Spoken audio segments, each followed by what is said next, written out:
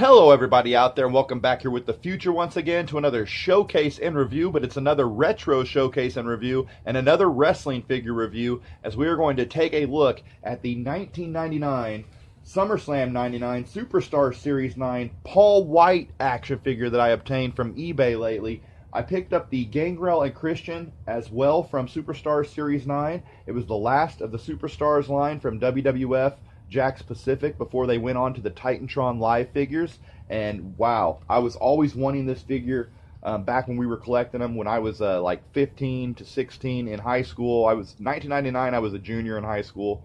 So my senior year I graduated in 2000. So it was between my junior and senior year when me and my brother were like collecting these figures hardcore. But we could never find the Paul Wight Big Show figure that came out in Superstar Series 9 along with the Gangrel and Christian and then the rest of the wave. The other one that I really want to obtain from this wave is the Hardcore Holly figure, the Job Squad Hardcore Holly figure that they made for this line, which was the first Hardcore Holly figure released in the Jakks Pacific line. But yeah, I cannot wait to get around to checking this out for you guys. I was really excited to get a hold of it. He's a monstrous figure, really fits, you know, Paul Wight, aka the Big Show. When he came in first at the WWF St. Valentine's Day Massacre pay-per-view in 1999 in February of that year, he came in named his real name as Paul Wight and not the Big Show. Big Show came later on. They even called him Big Nasty Paul Wight for a while, but they thought that was just a little corny, so they changed it to the Big Show, and he's been that for, you know, years since then. But yeah, debuted in 1999, and he's still, you know, making appearances here and there, not as full-time as he was, but in 2019 he's still at it. So with the WWF, before that he was the Giant, so it was a big anticipation back in the Attitude Era when a guy from WCW jumped to WWF. So it was a big deal when one of the younger stars, Paul Wight, the Giant, the former WCW champion, which beat Hulk Hogan in his first match for the title, jump over to WWF along with guys like Chris Jericho, Chris Benoit, Dean Malenko, and guys like that, the whole Radical crew. It was just really cool to see, a really cool era to be a wrestling fan. That's why I was so into these figures back then. And yeah, really glad to get these. The Gangrel and Christian, I already did a showcase and review over from the same series. But yeah, I want to thank everybody who subscribed lately, dropped any comments, left any feedback. I appreciate all the support here on my channel from anybody who's a repeat viewer. And make sure you hit that subscribe button, drop a comment, and give me a like if you like what you see. And yeah, guys, now let's check out the Jakks Pacific 1999 SummerSlam 99 Superstar Series 9 Paul Wight action figure. Let's check it out.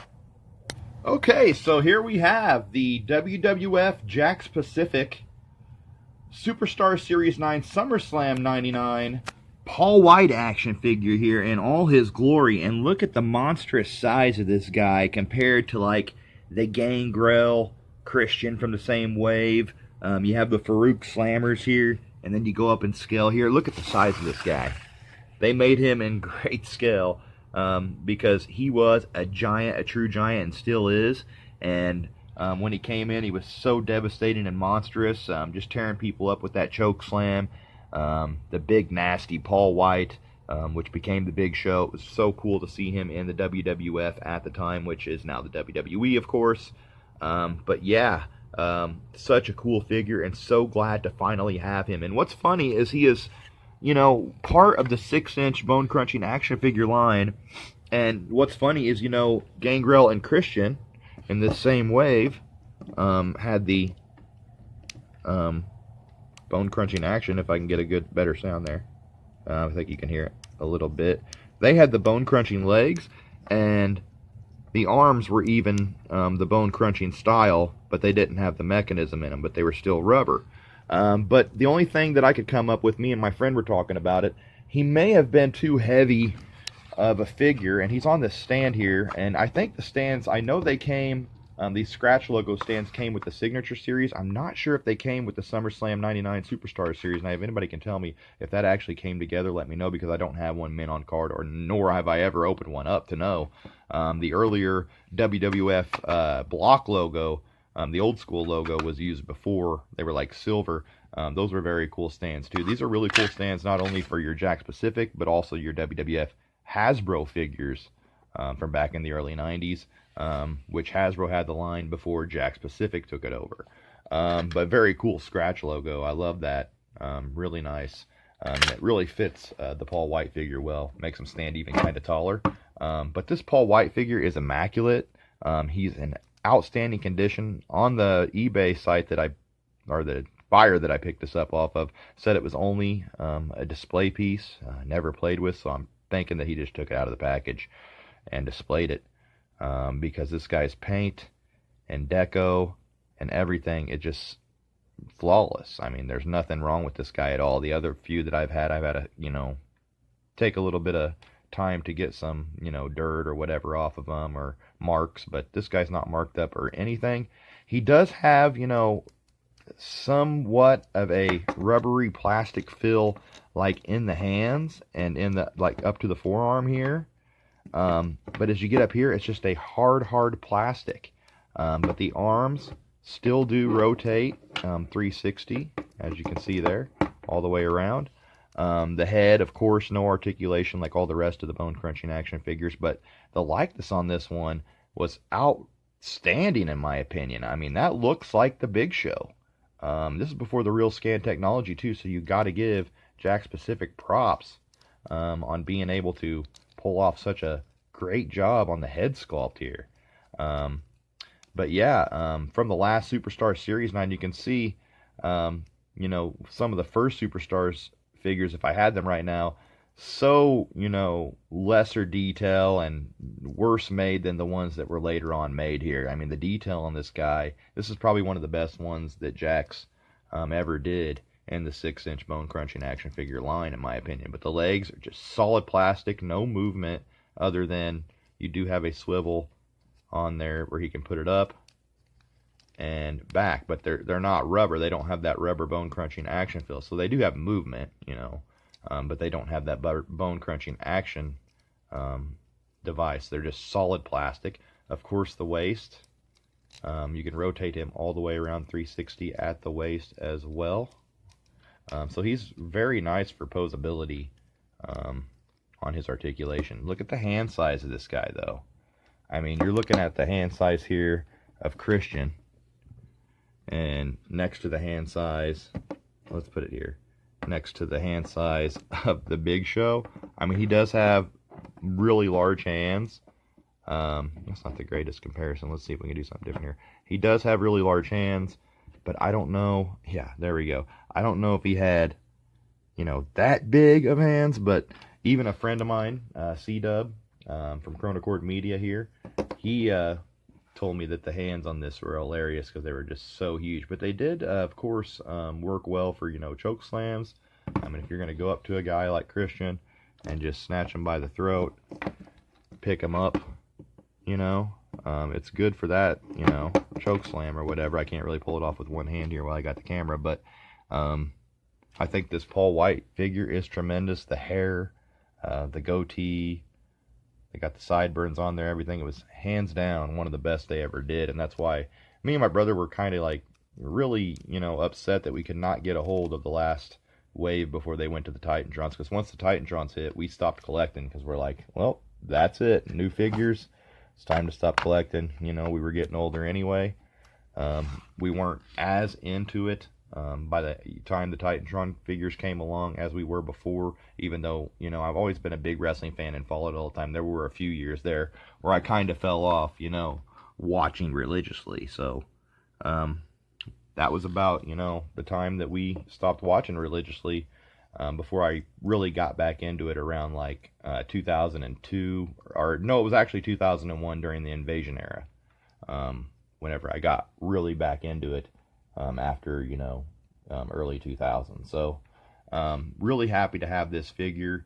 And here is the Titantron Live. Paul Wight, they actually christened him Big Show in this one, but they were still making him, in the shirt and the pants. It took a long time before we got a Big Show in actual attire. Took a while. But the face sculpt on this one, you can see, I didn't really care for the Titantron face sculpts, but this is a really good figure. And to tell you the truth, the size of this guy, he's not much shorter. The Paul Wight is not much shorter than the Big Show Titantron. So I would have probably used this guy with my Jakks Bone Crunchers if I had him. But You know, he didn't have no articulation at the elbows or anything, but he had that hand articulation. And, of course, they gave the Titantrons the joints at the knees and at the feet as well there that you could move. But I think this Big Show figure was very cool for a comparison because they were made the same year, but for two different lines. This was the Bone Crunchers, and then when they switched over, they started the Titantron Lives. And this one was made. Of course, he is like bent at the, sorry about that, he is bent at the legs there. So if this guy was standing straight up, he'd probably be the exact same size, you can see there. Of course, they've got him like kind of in a crouched position there in his knees, but they didn't give him the outrageous hands. The Jakks were more, I would say more, you know, over-exaggerated kind of on their figures sometimes, especially with hands and stuff like that. But, I mean, they made him a true giant, and that's for sure. That's what he was. He was big, nasty Paul Wight coming in at St. Valentine's Day Massacre. And there's Stone Cold right here,